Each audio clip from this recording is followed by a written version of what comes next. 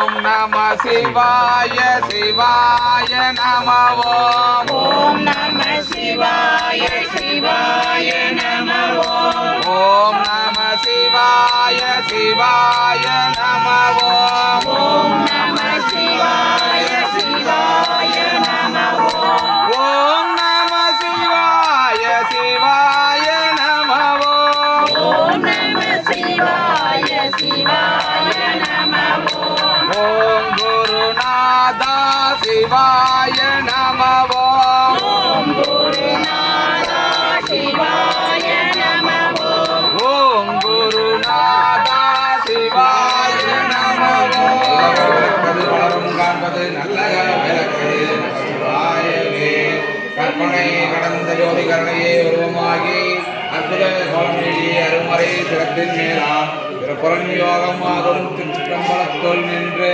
பொற்புடன் நடனம் செய்யும் போற்றி போற்றி.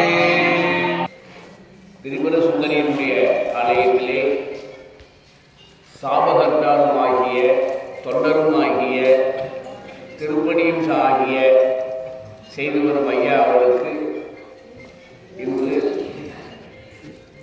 ஜென்ம நட்சத்திரம் ஜென்ம நட்சத்திரம் அவதார திருநாளை முன்னிட்டு நாம் எல்லோரும் ஒன்று சேர்ந்திருக்கிறோம். அவர்களுக்கு தீர்க்க ஆயுளும் தீர்க்க புண்ணியமும் சௌபாக்கியம் கிடைத்து திரிபுர சுந்தரியினுடைய பரிபூர்ண அனுகிரகத்தாலே ஆலய திருப்பணி முடிந்து மாபெரும் மகா கும்பாபிஷேகம் நடத்தி தெய்வ தொண்டாகிய தொண்டை பிறவி பயன் நீங்குவதற்காக அவர்கள் செய்து ஒரு திருப்பணி அம்பாள் பரிபூர்ணமாக இங்கே வந்து இருந்து அனுகிரகம் பண்ணணும்.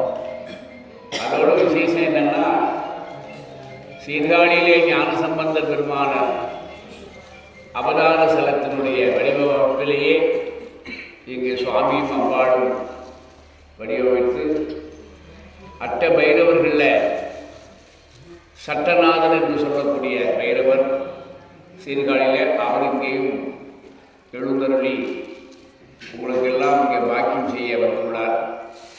பைரவர் கோயில் இந்த பர்வூர் பக்கம் நிறைய வருது. பர்வூருக்கும் பைரவருக்கும் ஏதோ சம்பந்தம் இருக்கிற. ஆகவே ஏறத்தாழ இந்த ஒரு 3 பைரவர் இருப்பதாக கேள்விப்பட்டேன். இன்னும் 5 பைரவர் வந்துட்டா இங்கேயே அட்ட பைரவராகிய சிரமமாக சொல்லி இத்தலத்தை ஒற்றி அவர்களாலே அமர்ந்தாள் வணங்கி சொல்வது அவருடைய அருள் இருந்தால் அந்தந்த இடங்களிலே அந்தந்த பாக்கியங்களே அவர் வருவார். சிவபெருமானுடைய மிகப்பெரிய உயர்ந்த அவதாரமே கால பைரவர் தான். பைரவர் அட்ட பைரவர்கள் என்றால் 8 திசைகள். 8 திசைகள் தான் 8 பைரவர்களாக இருக்கிறது. அதைத்தான் சித்தர்கள் அட்டமா சித்துன்னு சொல்வார்கள். தென்கோண பாணிகள் பேர். மத்தியில் இருக்கிற நீக்கி 8 திசைகளையும் 8 பாணிகாக இருப்பவர் தான் கால பைரவர். அந்த பைரவருடைய இன்றைய நேற்றைய நாள் பைரவருடைய அஷ்டமி பெருவிழா. அஷ்டமி பெருவிழா. அஷ்டமி அதாவது பைரவர் சாட்சியாக இருந்த நாள் சொல்லுவாங்க. சாஸ்திரத்தில் என்ன சொன்னால் அவதார தினம் என்று சொல்கிறாங்க. இறைவனுக்கு ஏது அவதாரம்? அந்த வடிவம் எடுத்தது எம்பெருமான் சிவபெருமான் பைரவராக மாறிய தினம் நேற்று. கார்த்திகை மாதத்திலே தீபத்துக்கு பிறகு அங்கே அஷ்டலிங்கங்கள் இருக்கு. திருவண்ணாமலையை சுற்றி அஷ்டலிங்கங்கள், பருகூரை சுற்றி அஷ்ட பைரவர்கள் எழுந்தருள வேண்டும் என்று பிரார்த்தனை செய்து, அதுபோல இங்கே 3 பைரவர் ஆலயம் வந்திருக்கு. இன்னும் 5 பைரவர் ஆலயம் வரணும். அதுக்கு பிரார்த்தனை செய்து மக்களை ஆட்கொள்ள வேண்டும்.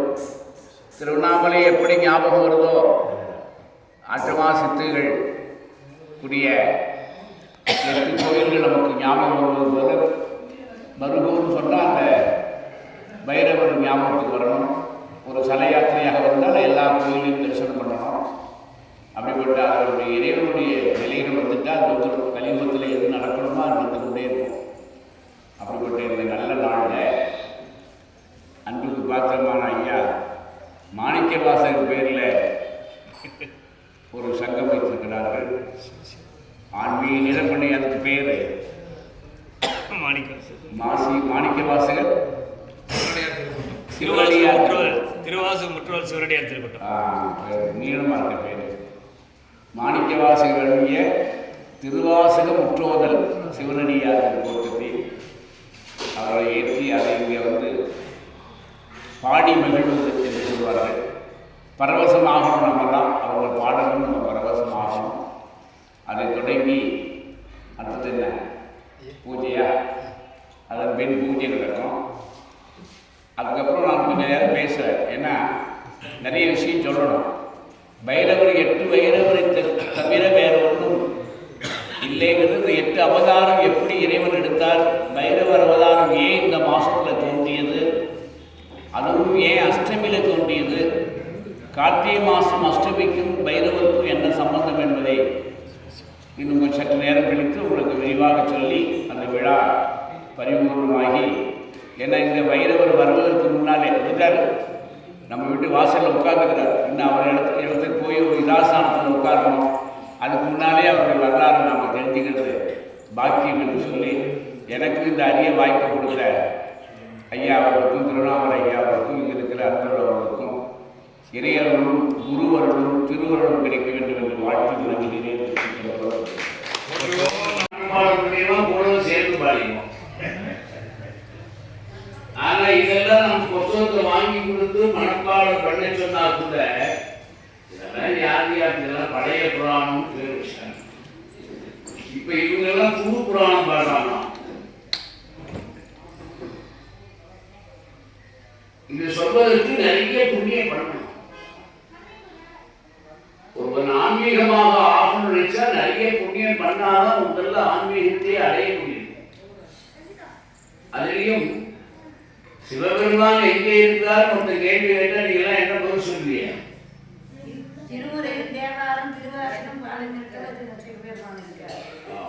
இவையெல்லாம் எங்கு ஒலித்து கொண்டிருக்கிறதோ அங்கெல்லாம் நான் இருப்பேன். இன்னும் தெளிவா சொல்லணும். வடநாட்டுக்காரன் உங்களை தெற்க வந்து கேட்டான்னா சிவபெருமான் எங்கே இருக்கான்னு அவனை கேட்டா தெற்க இருக்கான்னு சொல்லுவான். நம்மெல்லாம் என்ன சொல்றோம்னா வடக்கு கைலாயத்தில் இருக்கிறான்னு. அவர்களெல்லாம் தெற்கே வரணும். ராமேஸ்வரம் வந்தாதான் அவளுக்கான மோட்சம். நமக்கெல்லாம் கைலாயம் போனாதான் மோட்சம். ஆனா மொத்தத்துல எங்க இருக்காரோ அது கைலாயத்திலே இல்லை, எங்கும் இல்லை. ஆனா அப்படின்னு சொல்றேன். இந்த நாட்டில் தென்னாடுன்னு ஒரு நாடு இருக்கு. அதனால சிவபெருமான் தென்னாடுடைய சிவனை போற்றி எந்நாட்டவருக்கும் இறைவா போற்றி. இறைவன் இருக்கும் இடம் இங்கதான். இதெல்லாம் உங்களுக்கு தெரியும்கா சொல்ற. தென்னாடுன்னா எது அப்படின்னா சிதம்பரம் தான் தென்னாடு. இன்னைக்கு டிக்கெட் இல்லாம செருப்பு கூட டிக்கெட் இல்லாம போகக்கூடிய ஒரே கோயில் இருக்குன்னா சிதம்பரம் தான். மற்ற கோயில 500 ரூபாய் டிக்கெட்டு, 400 ரூபாய் டிக்கெட்டு, கியூவில் நிற்கணும். நம்ம வீட்டுக்கு ஆசை கொடுத்து நாம வரிசையை நிற்கணும். இன்னைக்கு சிதம்பரம் அன்று முதல் இன்று வரை எதுக்கும் டிக்கெட் கிடையாது. போனா பாருங்க தெரியும். ஒரு தனி நிர்வாகம், ஒரு தனி நிர்வாகம் பண்றதுனால அங்க யாரும் அதை செய்யல. அறநிலைத்துறையும் ஒன்று வந்து எல்லா கோயிலும் வீணாக்கிட்டு இருக்காங்க. அந்த தென்னாடு எங்கே இருக்குன்னு சொன்னா சிதம்பரம் தான் தென்னாடு.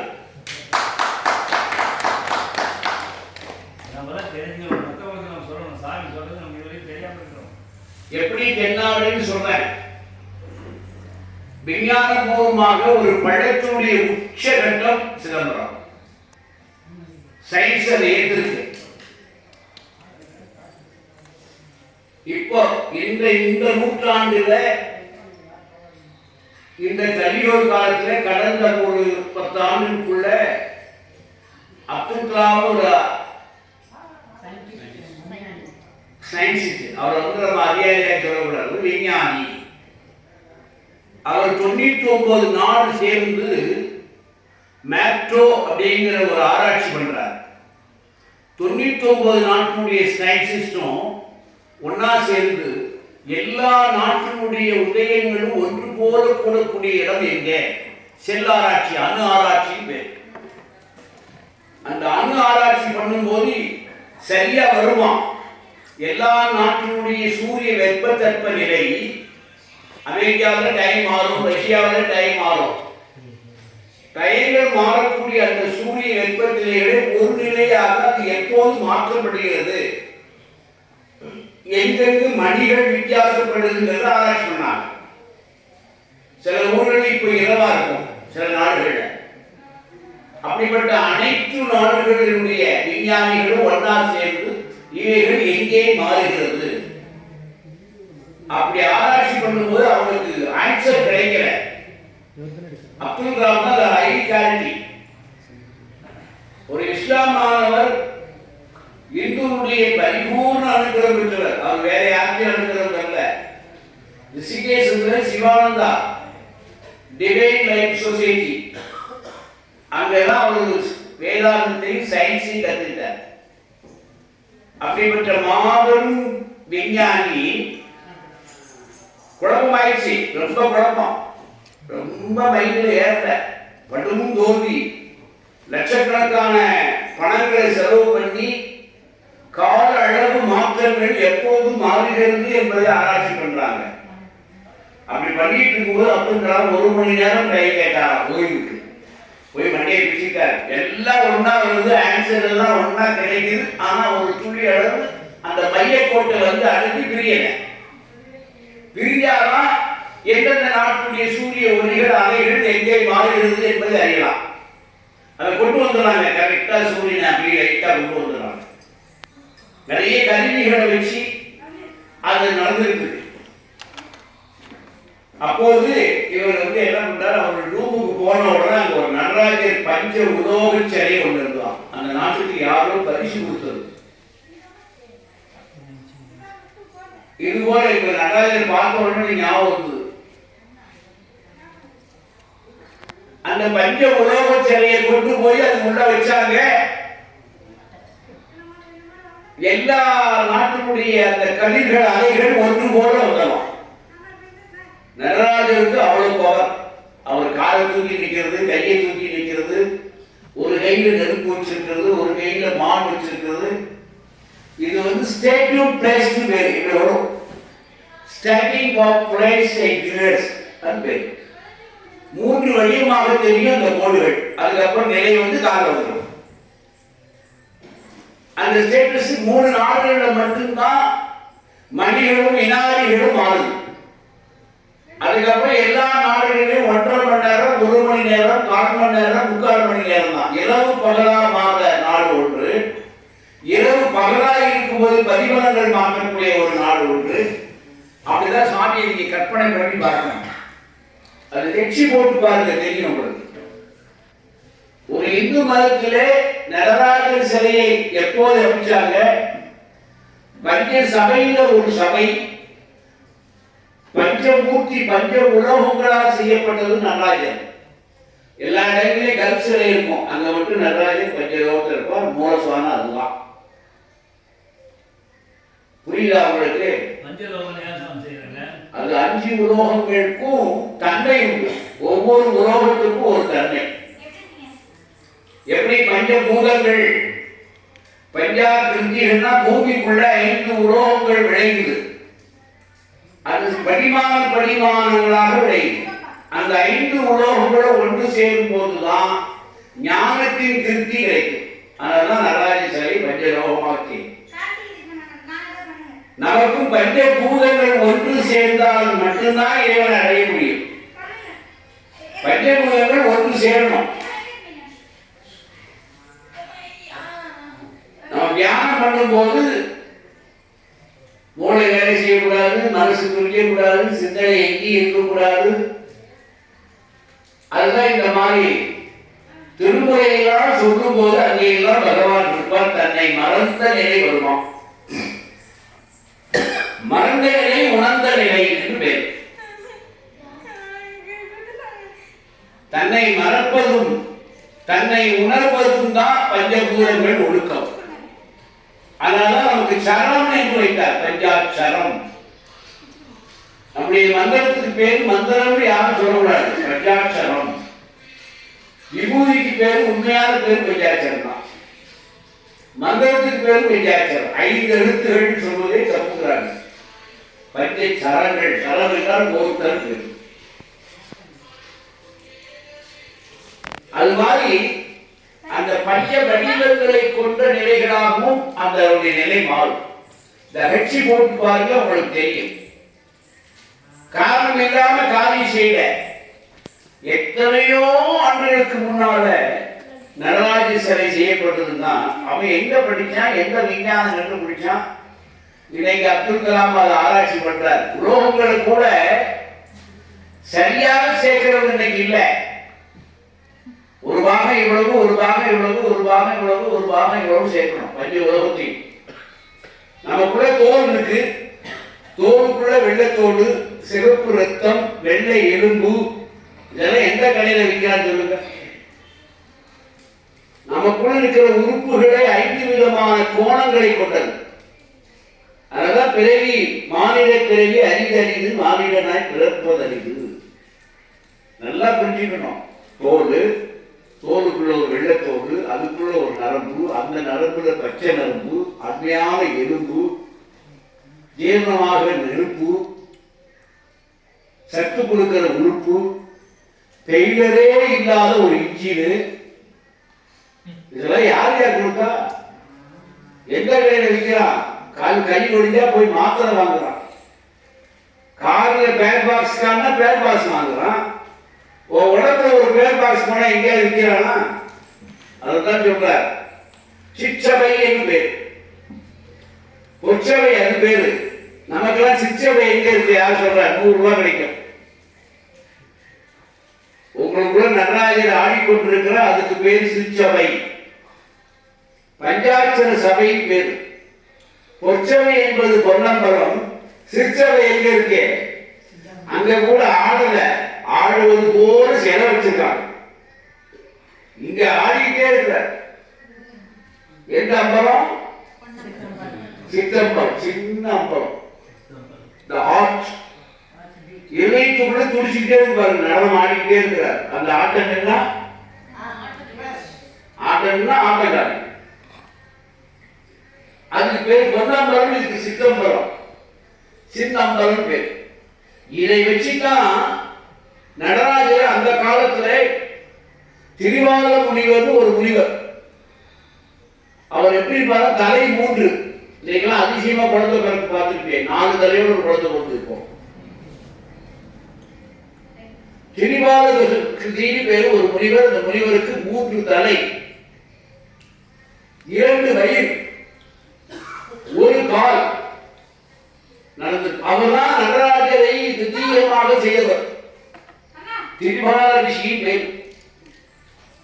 தேவருக்கும் முனிவருக்கும் அப்பாற்பட்டு பிறந்தவரா. பானுடாவில் இருந்து மின்னல் இருந்து வந்ததாக வேதம் சொல்கிறது. ரிக்வேதத்துல வானிலாவில் இருந்து பிறந்தாராம். அவருக்கு அம்மா அப்பா கிடையாது. ஏதோ ஒரு கதிர் முகத்தில் இருந்து அவர் வந்ததாக ஒரு காரணம் சொல்லி ஒரு விஞ்ஞானி எழுதிக்கிறார். நடராஜர் என்பவர் எப்படி உருவமாகிறது என்பது சொல்றார். மேலே இருந்து அவருக்கு 3 தலை, 2 வயிறு, 1 கால். திரிபலா அப்படின்னு பேர். 3 பலமுடையவர். நாமெல்லாம் கேள்விப்பட்டிருப்போம் அர்த்தநாரீஸ்வரன் சாமி அப்பாட். அவர்தான் நடராஜரை இப்படிதான் நடராஜர் இருப்பார், இந்த உலகம் இப்படித்தான் இயங்கும், இதுதான் உருவம் என்பதை சொல்லி காட்டினவர். அதனால அவர் சொன்னாராம், நமக்கு இது வடபாகம், இருதயம் தென்பாகம், தென் நாட்டுடைய சிவனே என் நாட்டவர்க்கும் எரிவா போற்றி. இந்த நடனம் ஆடிக்கொண்டிருக்கிற இந்த பகவான் நின்றுட்டா நீ வடநாட்டுக்கு போயிட வேண்டியதான். போனா திரும்பாத வேணும். கார் வராது, பஸ் வராது, வண்டி வராது, ரயில் வராது, எல்லாம் ஸ்ட்ரைக். தேவர்களுக்கு ஒப்பான பிறவி சொல்றாங்க. ஆமா, அதனால தேவர்களுக்கு ஒப்பான பிறவி. அதான் இருதயத்துக்கு பேர் தான் தென் நாடு பேர். இந்த நாடனம் ஆடிக்கொண்டே இருக்கு. நற்றவம் செய்தார், இதுக்கு பேர் நற்றவம் பேர். நற்றவத்தோடு பேசும் நமச்சிவாய. அது என்ன சொல்லுதான்? நமச்சிவாய நமச்சிவாய நமச்சிவாய அது சொல்லுதான், நாம சொல்ல மாட்டோம். நாம என்ன சொல்லுவோம்? பட படம் நடிக்குது, டக்கு டக்கு நடிக்குது, துட்டு துட்டு நடிக்குமா, அதெல்லாம் கிடையாது. அது சொல்லுதான். நாம மறந்தாலும் சொல்லுனா நமச்சிவாய. அது மறக்கல, அது மறக்காம சொல்லிட்டு இருக்கான். அப்படிப்பட்ட நடராஜ பெருமானை வணங்கி இப்படிப்பட்ட திருமுறைகள் வேதங்கள் எல்லாம் போதக்கூடிய இடத்திலே எம்பெருமான் இங்கே இருப்பார். அதனால வடநாட்டில் இருக்கிறவங்க தென்னாடுடைய சிவனை போற்றி எந்நாட்டவருக்கும் விரைவா போற்றி. இப்போ ஒன்று சொல்லி முடிச்சல, நாமெல்லாம் புண்ணியம் பண்ணவங்க. எப்படின்னா, எந்த ஒரு வடநாட்டிலையும் நடராஜர் சன்னதி கிடையாது. இங்கே புண்ணிய சேத்திரங்கள், எத்தனை புண்ணிய சேத்திரங்கள் வடநாட்டு போய் பார்த்தாலும் சிவபெருமான் இருப்பார், அம்பாள் இருக்கும், முருகன் இருக்காது, விநாயகர் இருப்பார். ஆனால் தெற்கே மட்டும்தான் நடராஜ சன்னதி இருக்கும். சிவாலயம்னு ஒன்று இருந்தால் நடராஜ கட்டாயம் இருப்பார். அதனால என்ன சொன்னா, தென்னாடுடைய சிவனையை போற்றி எந்நாட்டவருக்கும் விரைவா போற்றி. அந்த நாட்டில் இருக்கிறவனுக்கும் ஹார்ட் துளிக்கிறேன்னா என்ன ஆகும்? எல்லாருக்கும் எவ்வளவு துளிக்கதான் செய்யுது. அப்ப அவனுக்கு தென்னாடு இருக்கா இல்லையா? இதான் சயின்ஸ். இதைதான் அப்துல் கலாம் சொல்ற, திஸ் மேன் ஆஃப் காட் டிசிட் அட்மிட்ஸ்ங்கிறார். இருதயத்தில் இருக்கிற இறைவனை சிந்திக்கிற தன்மை இருக்கணும். நடராஜருக்கு இன்னொரு சிறப்பு சொல்றது தெரிஞ்சுங்க. தலையில விடுகிற தண்ணி மூக்குக்கு வரும், மூக்குக்கு வர்ற தண்ணி இருதயத்துக்கு வரும், இருதயத்துக்கு வர்ற தண்ணி கைக்கு வரும். கையில வரக்கூடிய அந்த பெருவிரலுடைய தண்ணி சிவபெருமானுடைய திருவடி தூக்கிய திருவடியினுடைய முனியில வடிந்தால் அந்த சிற்பி சரியாக நடராஜன் செஞ்சிருக்கான் அர்த்தம். அதுக்கு கீழே யார் இருக்கா தெரியுமா? யார் இருக்கா?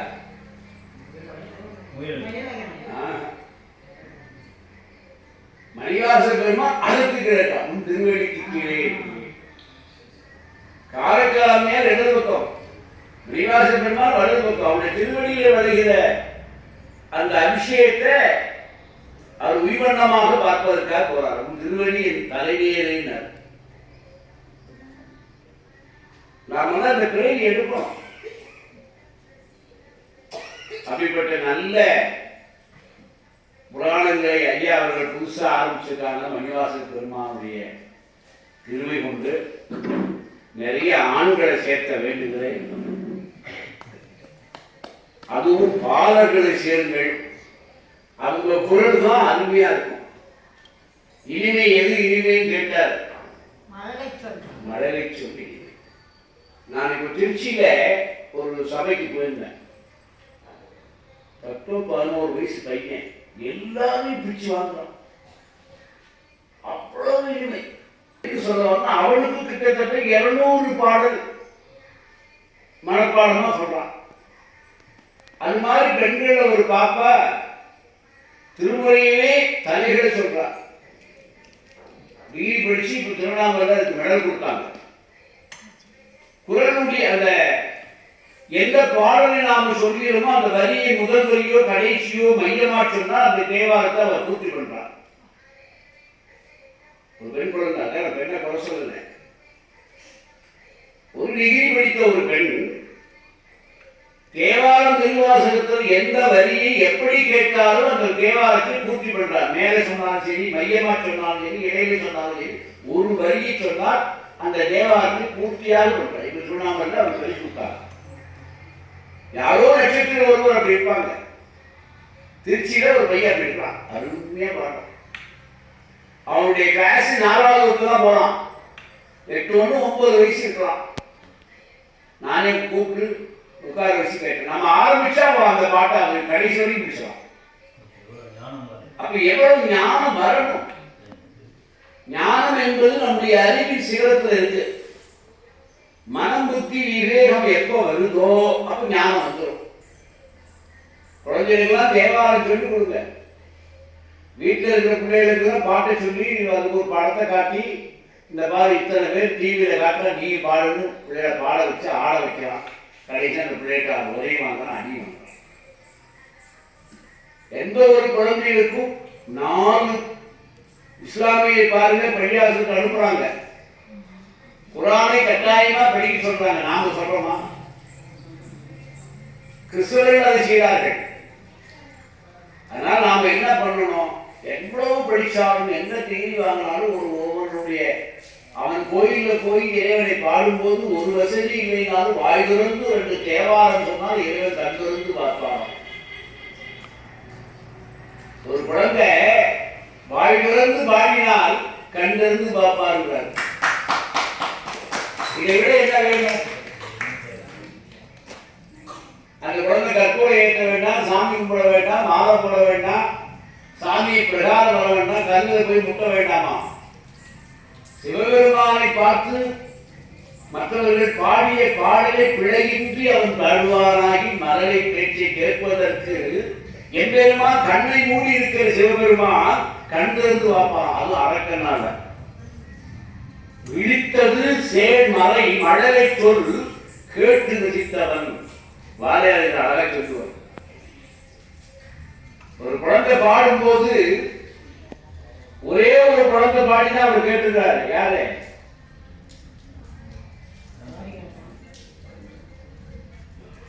எம்பெருமான் ஞானசம்பந்தர். ஞானசம்பந்தர் பாடிதான் கேட்டுக்கிறார். மற்றவர்கள் பாட சொல்லி நான் பார்த்திருக்கிறேன். ஞானசம்பந்தர் மட்டும்தான் அவர் பாடல் கேட்டுக்கிறார். இன்னொரு வேலை செஞ்சா தெரியுமா? தெரியுமா வர்றாரு? ஞானசம்பந்தர் சிவபெருமானே ஆட சொல்லி பாடினாராம். நான் பாடுவேன், நீ ஆடுவியா? நீ பாடு பார்க்கலாம். என்ன சொன்னாரா? நான் ஒரே தாளம், உங்களுக்கு தெரியுதா சொல்றேன், ஒரே பண், ஒரே ராகம், நான் பாடிக்கிட்டே இருப்பேன். ராகம் மாற மாட்டேன், பண் மாற மாட்டேன், அடி பிழற மாட்டேன், நான் பாடுவேன். நீ என்ன செய்ய தெரியுமா? இறைவன் சொல்றாராம்.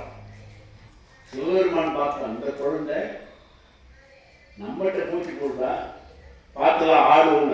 சபைகளோ 5 சபையா பிரிப்பேன். 5 சபையிலே நீ கால் வலிக்கு, கை வலிக்கு, கால் மாற்றக்கூடாது. நான் பிழையின்றி, ராகமின்றி, சப்தமின்றி, சுரமின்றி வாழ்வேன். போட்டி வச்சாச்சு. 3 சபையில இந்த ஆள் அடிட்டார். 3வது சபைக்கு வந்தால் கால் வீங்கிடுச்சு. எங்க? மதுரைங்க. சாமி போய் கெஞ்சினாரா அந்த குழந்தைய. அதுல என்ன பண்ணிக்கிறான்னா, அஷ்டாங்க தாமரைன்னு ஒரு தாமரையை வரைஞ்சி, இப்பதான் நின்று போச்சு. மேல இருக்கும் ஒரு அஷ்டாங்க தாமரைன்னு சொல்றோம். அதுக்குள்ள 226 எழுத்து அதை பதிக்கலாம். அதுக்குள்ள எழுத்துக்கள் எழுதிவாராம். உயிரெழுத்து மெய்யெழுத்தெல்லாம் எழுதி அந்த தாமரை இருக்குமா. எம்பெருமானை இவர் சொல்லும் போது ஒவ்வொரு எழுத்தையும் விதிச்சு வரியாக்கணும். கட்டிட திகழதான் அவங்க கால் விதிக்கணும். இவர் ஆளுங்க ஒரு பெருவர்களே அந்த எழுத்து விதிச்சு ஆடினார். 2 சபையில பாஸ் ஆகிட்டாரு. 3வது சபைக்கு வந்து வேலையே வீங்கி போச்சு. உலகம் இல்லையா, கருவ பூமி இல்லையா? அப்புறம் கேட்டா கெஞ்சி என்ன கேட்டுதாரு, தம்பி நான் கால் மாற்றி ஆடலாமான்னு. அப்பெல்லாம் கேட்டாராம், சாமி நீங்க பெரியவங்க, கடவுள் ஏதோ நமக்குள்ள ஒரு சின்ன போட்டி வச்சோம், எனக்கு ஞானப்பால் கொடுத்த அம்மாவுடைய ரத்தம் ஓடிட்டு இருக்கு, பரவாயில்ல, அவங்க ஊருக்கு ஆடுறாங்க, பரவாயில்ல, நீங்க கால் மாற்றி ஆடுங்க, எனக்கு ஒரு கருணை காட்டுங்க, அடுத்த பிறவியில் சொல்லுது. சபையெழுதி கொத்தி போடுற அப்படி நடந்த ஒரு திருவிழா. அதனால அந்த மறுநாள் தூக்கி ஆடிதான் எனக்கு மறு பிறவி இல்லை என்று சொல்லிக் கொண்டு ஆடுகிறார். இவர் என்ன பண்ணணும்? நம்ம 2 பேரும் ஜெயிச்சா யார் தோற்றுமோ நீ தண்டனை கொடுப்பீல, நான் தோத்துட்டேன், நீ தண்டனை கொடுக்க மாட்டியா? கடவுளாகிய நானே என்னையே நீ ஆட வச்சுட்டு தண்டனை கொடுப்ப. இப்ப நீதான் தோத்துட்ட, நான் தண்டனை கொடுக்க முடியாது, பரவாயில்லை, நீங்க மறுநாள் தூக்கி ஆடுங்கள், எனக்கு மறு பிறவி இல்லைன்னு சொல்லுகிறார்.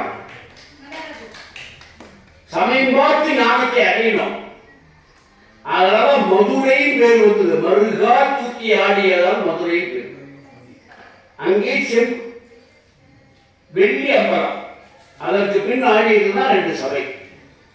மணிவாச பெருமான் அந்த பொற்றாமரையுடைய நிலைக்கு ஞானசம்பந்தம் இருக்கிறார்.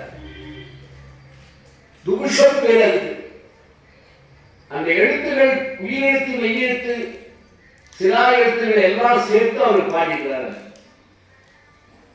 எந்த எழுத்தை சொல்கிறாரோ அந்த எழுத்தை அந்த பெருதல் தான் வைக்கணும். இங்க அங்க வரணும், அங்க இந்த போனோம், அங்கே இந்த போனோம், கால் வீங்கிச்சு. ஏன் 7 கால் வீங்கிச்சுன்னு ஒரு கேள்வி கேட்கிறான் ஒரு புராணத்துல. அதுக்கு சொன்னார், பூலோகத்துக்கு வந்து ஆடியதால் தன்னுடைய தப வலிமை இங்க இருக்கிற பாவத்தினுடைய புண்ணியம் என்னை சேர்த்துருந்தான். சிலருடைய கால் திரும்பி வச்சா அந்த இடம் வளர்ச்சி ஆயிடும். சில அம்மா வீட்டுக்கு வந்தானா இந்த முனியாட்டி எப்போ என் வீட்டுல கால் வச்சாலோ, இந்த முனியாட்டி எப்போ வீட்டுல கால் வச்சாலோ அப்பவே செல்வம் வந்தது. யோகம் அதுபோல இறைவனுக்கும் உண்டான். என்ன புண்ணியம் செய்தனே நெஞ்சமே. இந்த இதயத்துல இறைவனை பற்றி நினைக்கிறதுக்கு, இறைவனை பாடுவதற்கும் எத்தனையோ ஜென்மம் புண்ணியம் பண்ணியிருக்கிறோம். அதிலேயும் உங்களுடைய பேரன்கள் பேத்திகளை சொல்லி நீங்கெல்லாம் காதால கேட்கணும். நம்ம சின்ன பிள்ளையா இருந்து நம்ம ஆக முடியுமா? ஆகையால சிறுவர் பாடி பெரியவர்கள் கேட்கணும். நீங்க பெரியவர் பாடி சின்னவங்க மூடுன்னு சொல்லக்கூடாது. சொல்லுவாங்களா? தாத்தா கம்மி தாத்தா சும்மா கட்டிக்கிட்டு இருக்க. அப்ப அந்த குழந்தை நம்ம பாட வச்சா சொல்லுமா? சொல்லாது. ஆகையினால நீங்க இனி வரக்கூடிய காலங்களில் எல்லாரையும் இந்த சபையில அடுத்தாப்புல பார்க்கும்போது சிறுவர்கள் எல்லாம் பாடணும். ஏன்னா கீழே இருந்து அடிப்படையில் இருந்து வரும். ஓதுவார்கள் பாடுவதற்கெல்லாம் நீங்க அந்த காலத்தில் நாங்கள் பாடசாலையில சேரும் போதெல்லாம் எனக்கெல்லாம் 7 வயசு.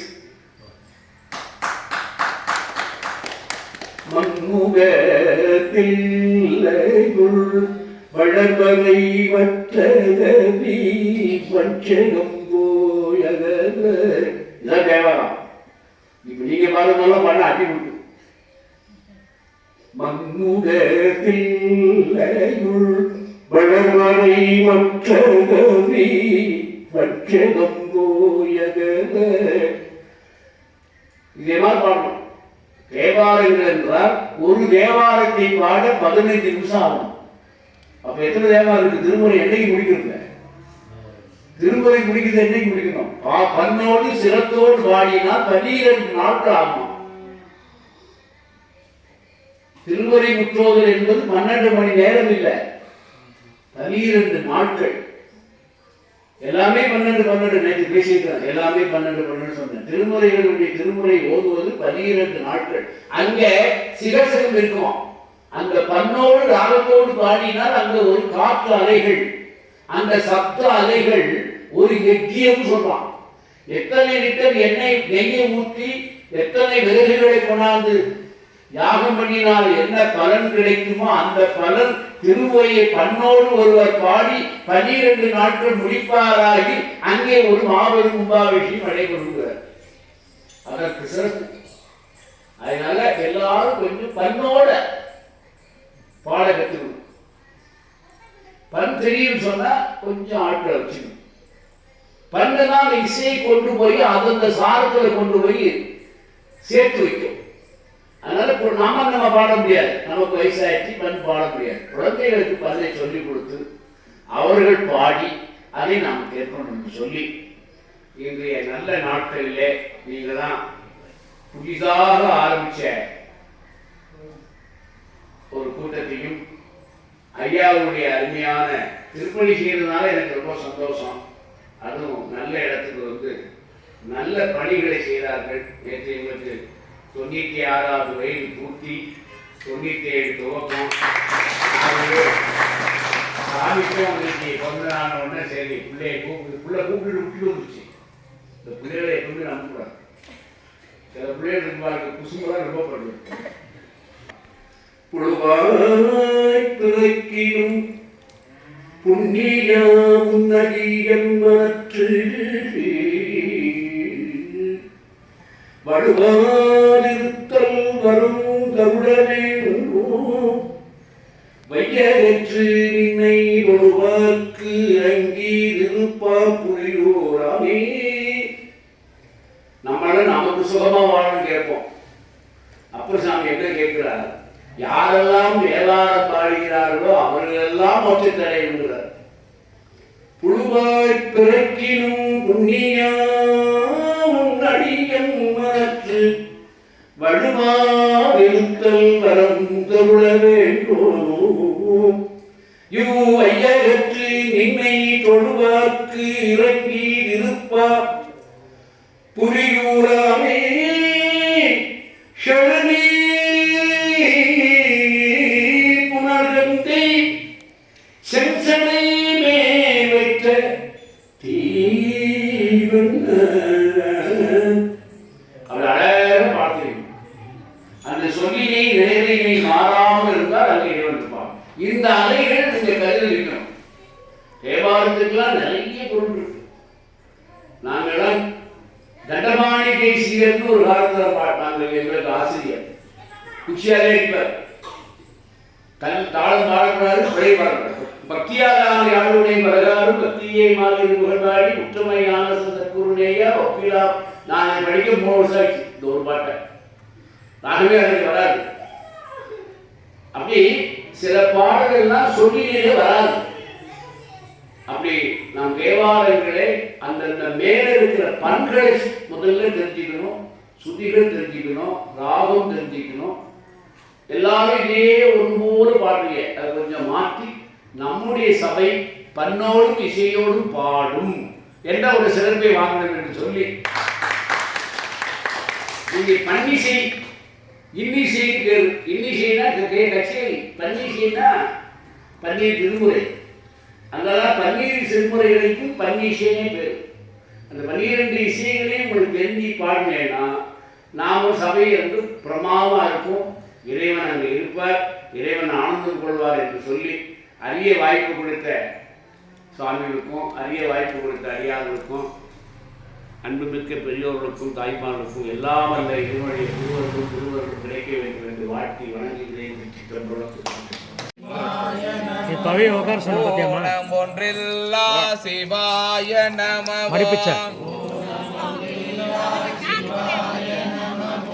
ஊழியேழு ஆனாய் சிவாய நமவோம். ஏடகத்துறையாய் சிவாய நமவோம். ஐந்தெழு துருவாய் சிவாய நமவோம். ஐயாருமேயாய்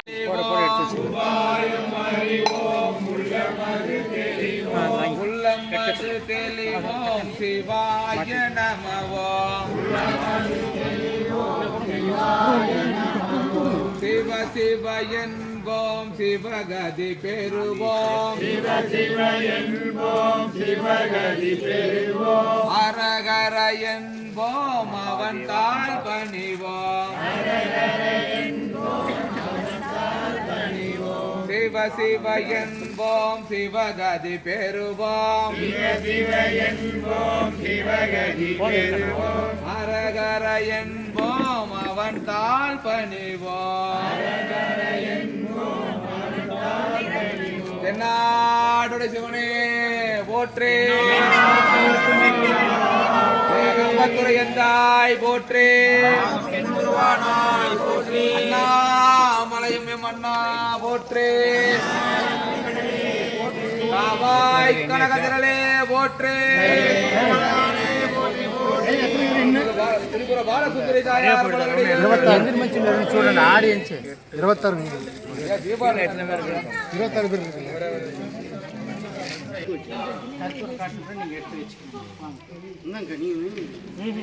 பேர் சேர்ந்து 3 தானம் ஒன்னா இருக்கும். உத்தரதானம், அன்னதானம், சொன்னது. என்ன சாமி இதை காமிங்க. என்ன சிங்கிள்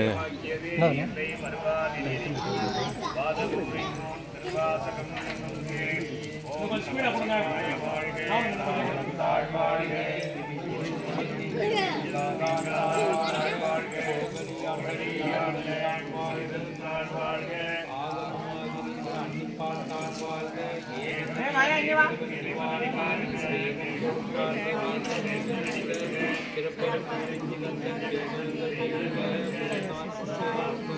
ஈஸ்வரனுக்கு இப்படி இப்படி பார்த்து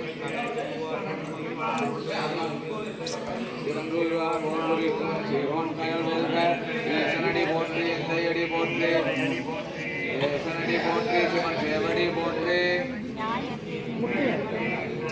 மாய பிறப்பருக்கும் அண்ணனடி போற்றி